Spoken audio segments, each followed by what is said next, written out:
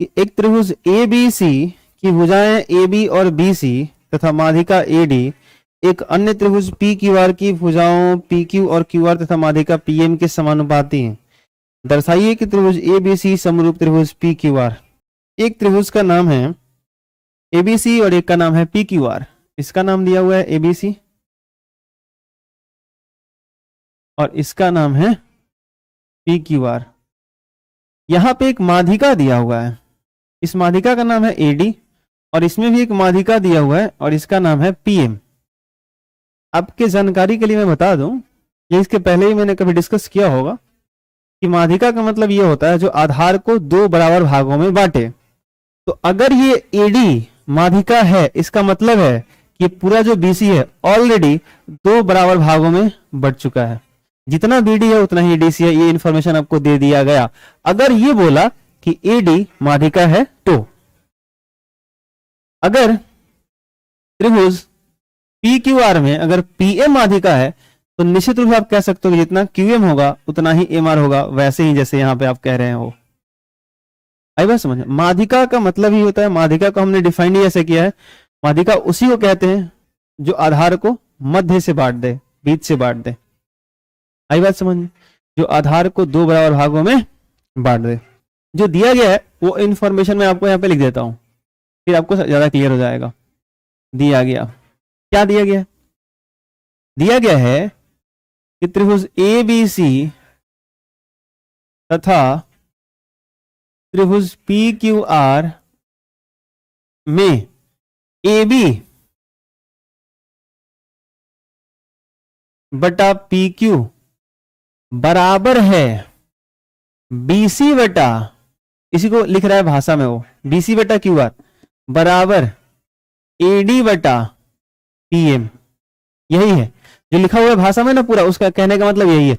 A B B C A D, ध्यान से देखो, ए बी बी सी और ए डी, एक त्रिभुज ए बी सी की भुजा ए बी बी सी और माध्यिका ए डी एक अन्य त्रिभुज, एक दूसरे त्रिभुज पी क्यू आर के भुजा पी क्यू क्यू आर और पीएम के साथ समान अनुपात में है।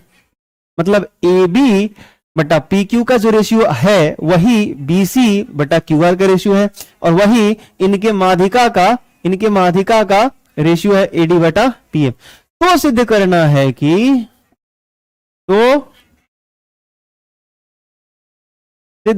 है कि त्रिभुज ए बी सी समरूप त्रिभुज पी क्यू आर। ये पूरा एबीसी को ही साबित कर देना है पी क्यू आर के प्रमाण।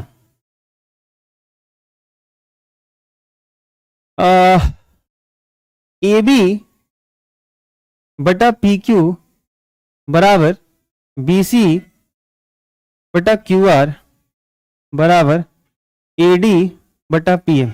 अपने अपने देखने का नजरिया है, अगर ध्यान से देखो तो आपको कुछ ना कुछ दिख जाएगा। क्या दिखेगा? ये जो ए बी बटा पी क्यू है इसको ऐसे ही रहने दो, इसमें तो कोई चेंज नहीं कर सकते हो। लेकिन अभी अभी मैंने आपको यह बताया है कि अगर एडी माध्यिका है, मीडियन है, तो बेस दो इक्वल पार्ट में डिवाइड होगा। तो जितना बीडी होगा उतना ही डीसी होगा, जितना बीडी होगा उतना ही डीसी होगा। हाँ सर होगा। तो जो बीसी है क्या इसको मैं 2BD लिख सकता हूं? हाँ ये मैं कर सकता हूं। ध्यान से देखो, अरे भाई ये बीडी है और ये डीसी है, तो बीडी बराबर डीसी, तो डीसी को भी बीडी बोल सकते हो, तो बीडी बीडी जोड़ोगे तो 2BD हो जाएगा। ऐसा सोचो कि ये x है तो पूरा कितना हो जाएगा 2x। अरे हाँ कि ना? तो क्या मैं बीडी जितना है उसका दोगुना लूंगा तो पूरा बीसी होगा कि नहीं होगा? सिंपल बात मैं आपसे ये जानना चाहता हूं। बिल्कुल होना चाहिए। तो यही मैं जहां पूरा का पूरा बीसी है वहां मैं बीडी का दोगुना कर दे रहा हूं। ऐसे ही सोचो, ये पूरा क्यूआर है नीचे, ये पूरा नीचे क्यूआर है, तो क्यूआर को क्या मैं 2QM कर दूं? अगर मैं QM लिखता हूं तो QM तो उसका आधा है, तो 2 से गुना कर दूंगा तभी तो पूरा क्यूआर के बराबर होगा, बराबर एडी बटा पीएम। ऐसा कर सकता हूं मैं। और अगर ऐसा कर दिया आपने तो ध्यान से देखो, दो यहां पे अब कैंसिल भी हो सकता है, तो क्या आ जाएगा? ए बी बटा पी क्यू बराबर पी डी बटा क्यूएम बराबर एडी बटा पीएम। अब ध्यान से देखो कि ए बी बी डी और AD, A B B D और ए डी, नीचे देखो P Q Q M P M, P Q Q M P M, मतलब इस त्रिभुज का तीनों भुजा इस त्रिभुज के तीनों भुजा के साथ समान अनुपात में आ गया। हा आ गया आ गया आ गया। इस त्रिभुज का छोटा वाला त्रिभुज का तीनों भुजा इसके तीनों भुजा के साथ समान अनुपात में आ गया। और अगर ऐसा होता है तो एस एस एस, अभी तक हम लोग को एस एस एस नहीं मिल रहा था, पहला मिला ये एस एस एस समरूपता प्रमेय से। इसलिए एस एस एस समरूपता प्रमेय से त्रिभुज कौन सा, ए बी डी, छोटा वाला त्रिभुज ए बी डी समरूप साबित हो जाएगा त्रिभुज पी क्यू एम के। त्रिभुज पी क्यू एम समरूप हो गया।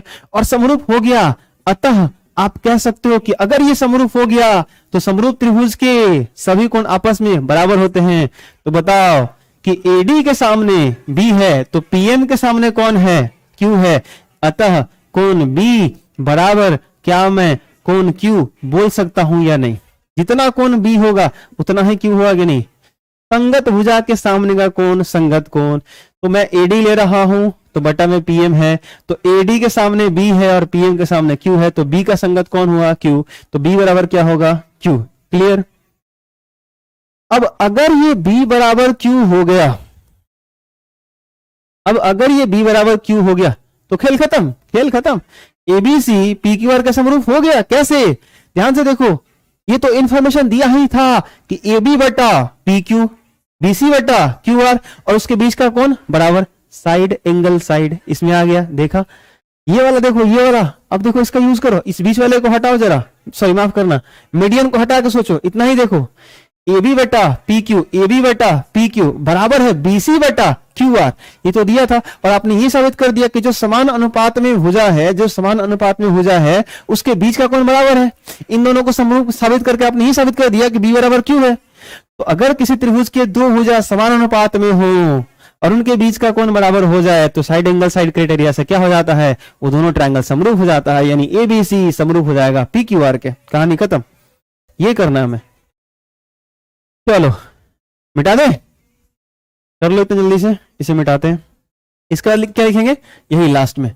अब त्रिभुज ए बी सी तथा त्रिभुज पी क्यू आर में, पी क्यू आर में क्या लिखोगे, ए बी बटा पी क्यू बराबर बी सी बटा क्यू आर। कहां से, भाई साहब आपने दिया था, दिया गया है। और दूसरा कोण बी बराबर कोण क्यू, कहां से, हमने सिद्ध किया है भाई, सिद्ध है, सिद्ध कर दिया हमने। इसलिए side angle side, side angle side S A S समरूपता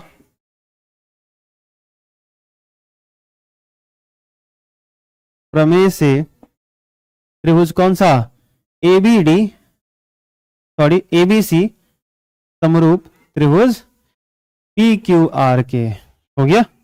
यही हमें लाना था।